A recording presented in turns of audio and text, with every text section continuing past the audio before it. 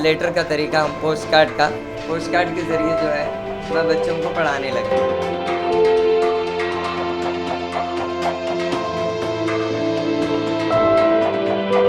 जब से उन्होंने आँख खोली मोबाइल की दुनिया में सफ़र कर रहे हैं, लेकिन ये उनके लिए एक अच्छी चीज़ है। बच्चे तो मोबाइल को जूना और पोस्ट कार्ड को नया समझते हैं। क्या बात है। एटलीस्ट उन लोगों के जो है एक लाइन ऑफ स्टडी, जैसे सर ने बताया, लाइन ऑफ स्टडी जो है उनकी स्टार्ट हो गई।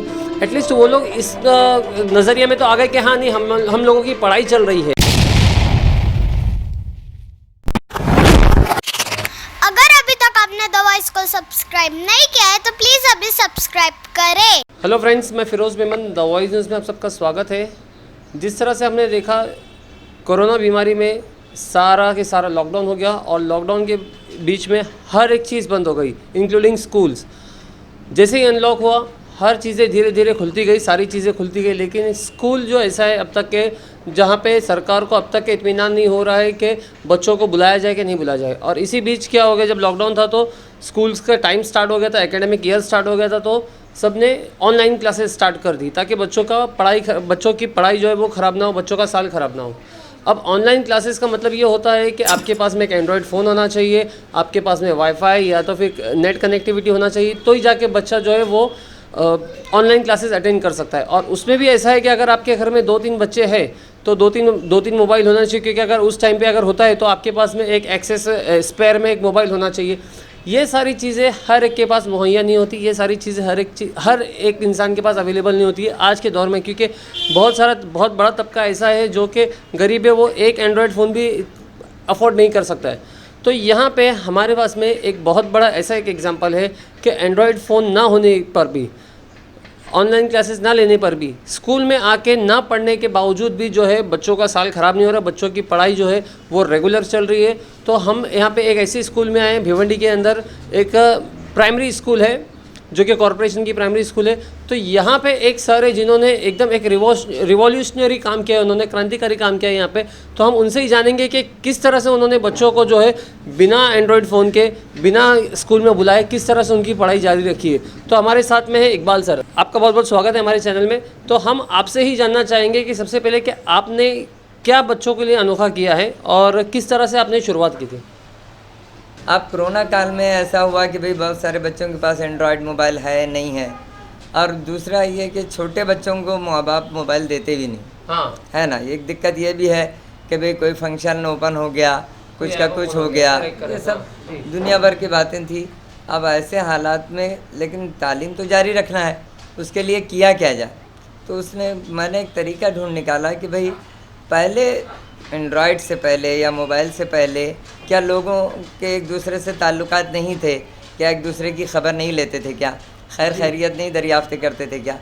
तो मेरे दिमाग में आया कि क्यों ना लेटर का तरीका, हम पोस्ट कार्ड का ये तरीका जो आप देख रहे हैं ना, पोस्ट कार्ड के ज़रिए जो है मैं बच्चों को पढ़ाने लगा। माशाल्लाह। हाँ, बच्चों को तो ये पोस्ट कार्ड के ज़रिए आप पढ़ाने लगे बच्चों को, किस तरह से पढ़ाने लगे, थोड़ा सा बताएंगे। मैं अभी जैसे बुनियादी चीज़ें जो है, कई बच्चों को जो है जमा, नफी, ज़र्ब, तकसीम मैथ से है ना, उनकी बुनियाद ये मजबूत करना है कि भाई आसानी से वो जमा के सवालात हल कर सकें, नफ़ी कर सकें, ज़र्ब तकसीम कर सकें। और उर्दू जो लैंग्वेज है, लैंग्वेज में अल्फाज की तख्लीक जो मायने रखती है। ऐसा नहीं कि आपने बोर्ड पे लिख दिया, हाँ चलो पढ़ लो। वो एक रिवायती तरीक़ों से हट कर मैंने हमेशा टीचिंग की है कि भाई चलिए हाँ लिख लो, पढ़ लो, उतार लो, कापी में जाओ, याद कर लो। ऐसा नहीं, मैं इस पर यकीन रखता हूँ कि सिर्फ बच्चे का हाफिज़ा मजबूत किया जाए, उसकी मेमोरी बढ़ाई जाए, ये भी गलत है, या उसको दुनिया भर की नॉलेज हो जाए, जनरल नॉलेज, वो भी सही नहीं। हाँ होनी चाहिए, लेकिन तालीम का बुनियादी मकसद ये है कि बच्चा मसले को हल कर सके, ये उसका बुनियादी मकसद। तो ये आपने फिर लेटर भेजना बच्चों को शुरू किया। जी जी। तो ये किस तरह से आप बच्चों को लेटर भेजते हैं। पहले अपने घर पे उसको तैयार करता हूँ बैठ के। हाँ। जैसे मैं आपको बता दूँ कि मैंने जी हाँ, ये देखा हमने, है ना, हाँ, ये लेटर तैयार कर लिया। हाँ। अब मैं लेके गया उनके घर पे जी। कि भाई ये कौन है, यहाँ से हाँ। ये फातिमा रहती है। फातिमा के पेरेंट्स को बुलाया, मतलब देखिए आपकी बच्ची को ये लेटर दे दीजिए, और कोई भी दिक्कत होगा तो सादे फ़ोन से मुझको कॉल कीजिए, एंड्रॉयड की मुझको ज़रूरत नहीं। अगर नहीं समझ में आता है तो कीजिए। अगर आप पढ़े लिखे पेरेंट्स हैं तो थोड़ा बच्चे की मदद कीजिए। प्राइमरी लेवल पे कोई ज़्यादा मुश्किल सवाल भी नहीं सही है, बात है, सही आप कर सकते हैं। तो बच्चों को जो ये है इतना अच्छा लगा ये नई चीज़, वो बच्चे तो मोबाइल को जूना और ये पोस्ट कार्ड को नया समझ। क्या बात है, बहुत बहुत हाँ, जी जी बिल्कुल बिल्कुल, क्योंकि जब से बच्चे पैदा हुए हैं तब से मोबाइल ही देख रहे हैं, ये तो देखे ही नहीं आजकल के बच्चों ने। कि एक बड़े बच्चे से मैंने कहा कि भाई जाओ पोस्ट कार्ड ले आओ, तो उसने कहा कि पोस्ट कार्ड होता कैसे है सर, आप बताइए। इसलिए कि बच्चों ने देखा ही सही बात नहीं, है, जब से उन्होंने आँख खोली मोबाइल की दुनिया में सफ़र कर रहे हैं। हाँ। लेकिन ये उनके लिए एक अच्छी चीज़ है।